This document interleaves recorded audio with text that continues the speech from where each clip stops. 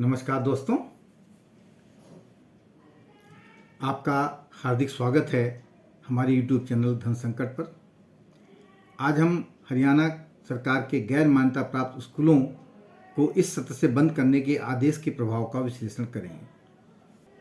लेकिन आगे बढ़ने से पहले मेरी आपसे गुजारिश है कि हमारे इस YouTube चैनल धन संकट को सब्सक्राइब करें और अगर आपको कंटेंट पसंद आता है इसे लाइक करें और इसको शेयर करना ना भूलें।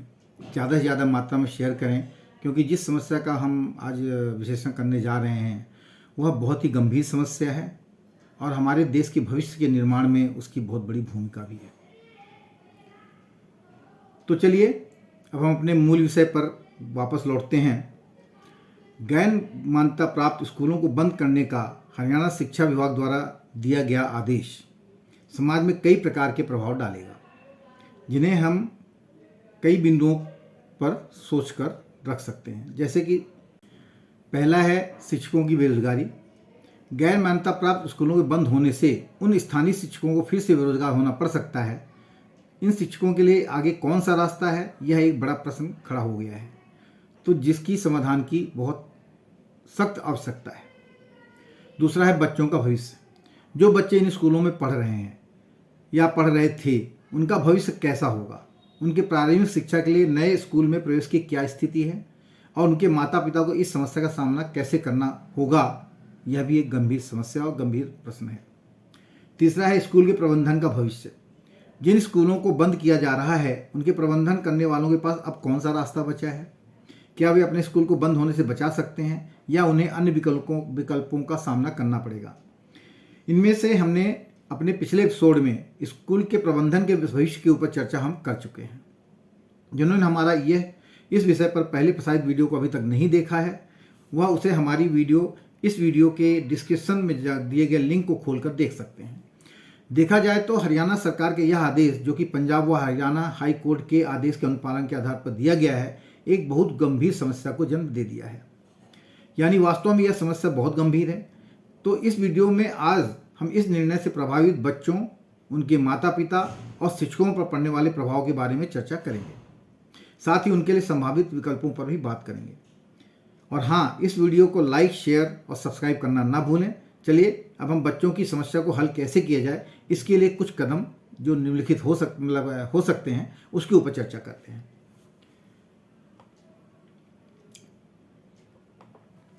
पहला है सरकारी स्कूलों का समर्थन। सरकार को उन बच्चों के लिए सरकारी स्कूलों में अधिक सीटें उपलब्ध कराने के लिए प्रयास करना पड़ेगा।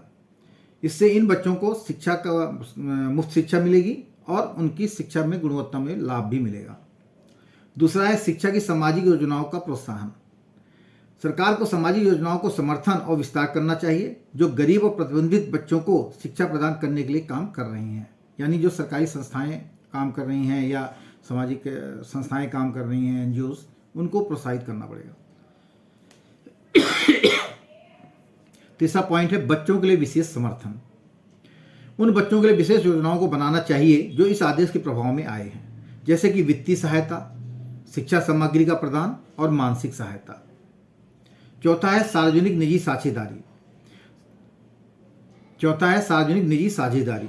सरकार को निजी संस्थाओं और व्यावसायिक संस्थाओं के साथ साझेदारी करके इन बच्चों को शिक्षा प्रदान करने के लिए समर्थन प्रदान करना चाहिए। यानी जैसे कि पहले से भी चल रहा है कि भाई सरकार स्कूलों से कहती है कि आपके यहाँ कम से कम शायद 20% है, 20% गरीब बच्चों को फ्री शिक्षा दी जाए। तो इसको सख्ती से अनुपालन कराना होगा, क्योंकि आपके इस आदेश के कारण जो इन बच्चों का भविष्य अधर में लटक रहा है उसको कैसे आप निभाएंगे, तो इसके लिए आपको करना पड़ेगा। पांचवा पॉइंट है सामाजिक जागरूकता। सामाजिक जागरूकता कार्यक्रमों का आयोजन करना चाहिए ताकि लोगों को इस समस्या के बारे में जागरूकता हो और वे इसके समाधान के लिए उत्साहित हों। छठा है शिक्षा क्षेत्र में नई नियोक्ताओं का प्रोत्साहन। यानी नई नौकरियों को प्रोत्साहन दिया जाए और अधिक शिक्षकों को नियुक्त करने के लिए सरकार को प्रोत्साहित करना चाहिए ताकि इन बच्चों को शिक्षा का उचित और समय पर उपलब्ध हो सके। यानी जो प्राइवेट स्कूल्स हैं वो भी अपने यहाँ अगर सेक्शंस बढ़ते हैं तो नए टीचरों का वो करें। सेक्शन में ये नहीं कि 25 को अगर वो पहले पढ़ा रहे थे और वो 35 पढ़ा रहे हैं तो वो बच्चों पे वो ध्यान नहीं दे पाएंगे। तो उनको नए सेक्शन बनाने चाहिए और नए टीचर का अपॉइंटमेंट करना चाहिए अगर उनके यहाँ इंफ्रास्ट्रक्चर उपलब्ध है तो। तो अभी तक हमने जितनी बातें बताई उनके लिए सरकार को कुछ समय चाहिए। अतः इससे पहले सरकार को जो निजी संस्थान को बंद करने का आदेश दे दिया गया है सरकार द्वारा, उन्हें तत्कालिक राहत दिया जाए और उन्हें जब तक वैकल्पिक व्यवस्था न बन जाए तब तक यह स्कूल अपनी गतिविधियां जारी रख सके, ऐसा आदेश जारी कर दे, जिससे इन स्कूलों में पढ़ने वाले बच्चों का साल बर्बाद न हो या फिर वो पढ़ाई करना ही न छोड़ दें, यानी ड्रॉप आउट न हो जाए। अतः निजी स्कूलों को अगले शैक्षणिक सत्र तक टेम्परेरी स्कूल चलाने का परमिशन दे दिया जाए।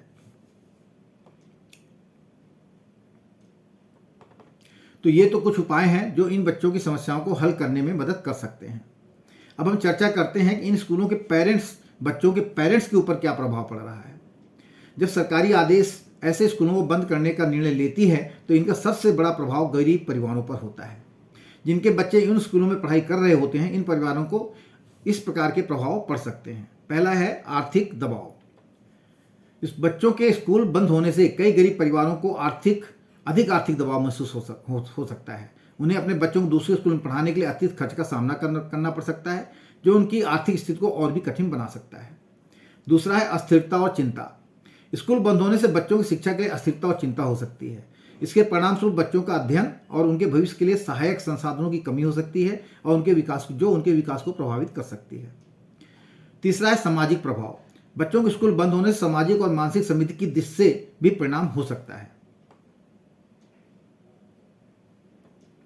वे अपने सहपाठियों, शिक्षकों और स्कूल के संबंधों को खो सकते हैं, जो उनके समिति और समाज में अंशदान को प्रभावित कर सकता है। चौथा है शिक्षा और समिति के अंतरिक्ष में वृद्धि की कमी। यह स्थिति भविष्य में शिक्षा और समिति के अंतरिक्ष में वृद्धि की कमी कर सकती है, यानी कि बच्चों में ड्रॉप आउट रेट बढ़ सकते हैं, क्योंकि ये बच्चे उन सामाजिक संसाधनों से वंचित हो जाते हैं जो उनके विकास को प्रोत्साहित कर सकते हैं।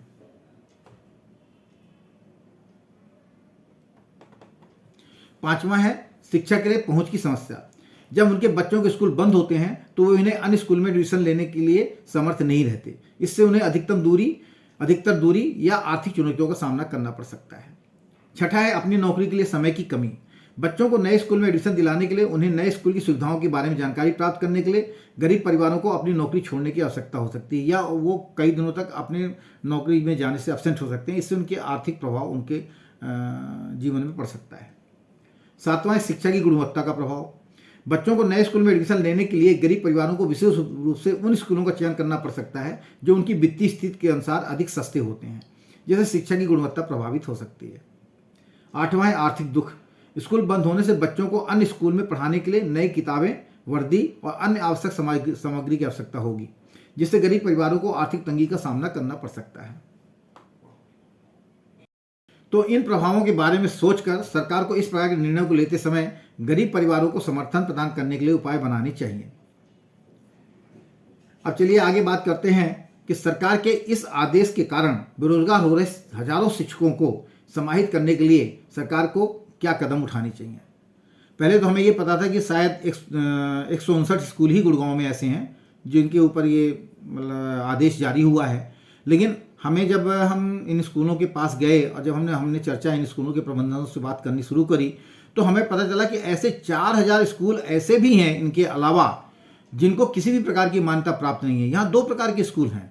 एक है जिनको टेम्परेरी मान्यता पहले से प्राप्त है, तो उनको भी बंद करने का आदेश दे दिया गया है, क्योंकि पिछले साल उन्होंने अपने बच्चों के बोर्ड की परीक्षाओं के लिए 1 लाख का बांड भरा था और उसके कारण इनको इस सत्र से नया क्लास शुरू करने की इजाज़त नहीं है। एक तो ये ऐसे स्कूल हैं। दूसरे ऐसे स्कूल हैं जिनको बिल्कुल मान्यता नहीं प्राप्त है, न टेम्परेरी न किसी प्रकार की। तो ऐसे देखा जाए तो एक प्रकार से 2.5 से 3 लाख बच्चे जो हैं इससे प्रभावित होंगे और शिक्षकों की संख्या कम से कम 10 से 15,000 हो सकती है। तो चलिए अब हम शिक्षकों के बारे में बात करते हैं। शिक्षकों के ऊपर क्या प्रभाव पड़ रहा है जो बेरोजगार होने जा रहे हैं। तो इसके लिए सरकार को क्या कदम उठाने चाहिए।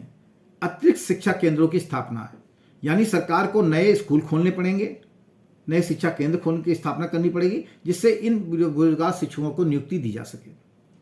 दूसरे हैं उन्हें अन्य क्षेत्रों में प्रशिक्षित करना। शिक्षा के अलावा अन्य क्षेत्रों में इन शिक्षकों को प्रशिक्षित करने का प्रयास किया जा सकता है, जैसे कि संगठनों, संचार या अन्य निजी या सार्वजनिक क्षेत्रों में इनको ट्रेनिंग दी जा सकती है, जिससे ये उस क्षेत्र में काम करने में सक्षम हो सकें। तीसरा है विद्यालयों में अतिरिक्त शिक्षकों की जरूरत। सरकारी विद्यालयों में अतिरिक्त शिक्षकों की जरूरत हो सकती है, जिससे कि विद्यार्थियों को बेहतर शिक्षा की सुविधा प्रदान की जा सके। जब आप इन ऐसे स्कूलों को बंद करेंगे तो आपके स्कूल, सरकारी स्कूल में बहुत सारी भीड़ हो जाएगी ऐसे बच्चों को एडमिशन कराने के लिए, तो वहाँ पे अन्य शिक्षकों मतलब अतिरिक्त शिक्षकों की आवश्यकता होगी, तो ऐसे शिक्षकों को आप उसमें समाहित कर सकते हैं। चौथा है शिक्षा के परियोजनाओं में उनका सहयोग। सरकार को शिक्षा संबंधी परियोजनाओं में इन बेरोजगार शिक्षकों का सहयोग प्रदान करना चाहिए, जिससे कि उन्हें काम करने का अवसर मिल सके।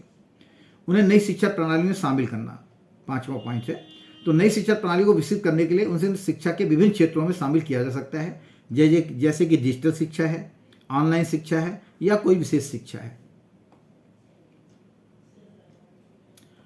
तो इन कदमों के माध्यम से सरकार बेरोजगार शिक्षकों को अधिक संभावनाएं प्रदान कर सकती है और उन्हें नए रोजगार की संभावनाएं भी दे सकती है। कुछ और भी सुझाव हैं, जैसे कि नौकरी प्रोत्साहन योजना। सरकार को नौकरी प्रोत्साहन योजनाएं शुरू करनी चाहिए, जिससे वे नई नौकरियों के लिए आवेदन कर सकते हैं और प्रोत्साहन प्राप्त कर सकते हैं। 7वां है उद्यमिता को समर्थन। बेरोजगार शिक्षकों को उद्यमिता यानी कि अपना खुद का रोजगार लगाने को समर्थन करने के लिए प्रेरित किया जा सकता है, ताकि वे अपने खुद के व्यवसाय या शिक्षा संस्थान आदि खोल सकें। 8वां है शिक्षा प्रदान के लिए नए क्षेत्रों में समर्थन। उन्हें शिक्षा प्रदान करने के लिए नए क्षेत्रों में समर्थन प्रदान किया जा सकता है, जैसे कि NGO संगठन है या सामुदायिक केंद्र में ऐसे टीचरों को उनको वहाँ समाहित किया जा सकता है। 9वां है उसके बाद वाला पॉइंट है विदेशी नौकरियाँ। अंत में उन्हें विदेशों में शिक्षा क्षेत्र में नौकरियाँ ढूंढने के प्रोत्साहित किया जा सकता है, और जहाँ उन्हें अधिक रोजगार के अवसर मिल सकते हैं। तो इन सुझावों के माध्यम से सरकार इस आदेश के कारण बेरोजगार हो चुके शिक्षकों को उनके नए करियर पथों पर प्रदत्त कर सकते हैं और उन्हें विभिन्न विकल्पों के लिए सामर्थ्यपूर्ण बना सकते हैं। तो आपको हमारा यह विश्लेषण कैसा लगा, इसको कमेंट बॉक्स में कमेंट करके हमें ज़रूर बताएं। जिन्होंने मेरे इस YouTube चैनल धर्म संकट को अभी तक सब्सक्राइब नहीं किया है वह सब्सक्राइब करें तथा इस वीडियो को लाइक व शेयर करें, यानी अधिक से अधिक लोगों को फॉरवर्ड करें, जिससे समाज का प्रत्येक व्यक्ति सरकार को इन स्कूलों को जब तक कोई वैकल्पिक व्यवस्था नहीं बन जाती बंद न करने के लिए। गैर मान्यता प्राप्त निजी स्कूल अपने स्कूल को बंद होने से बचाने के लिए हमारे अनरिकॉग्नाइज्ड स्कूल समाधान व्हाट्सएप ग्रुप से वकील श्री राजेश राणा जी के मार्फत जुड़ें। हम आपके लिए विकल्प की तलाश कर रहे हैं। श्री राजेश राणा जी का फ़ोन नंबर 9582172196 है, या आप हमें सीधे 8178113449 पर संपर्क करके भी इस ग्रुप से जुड़ सकते हैं। धन्यवाद। दबाव डालें। जय भारत।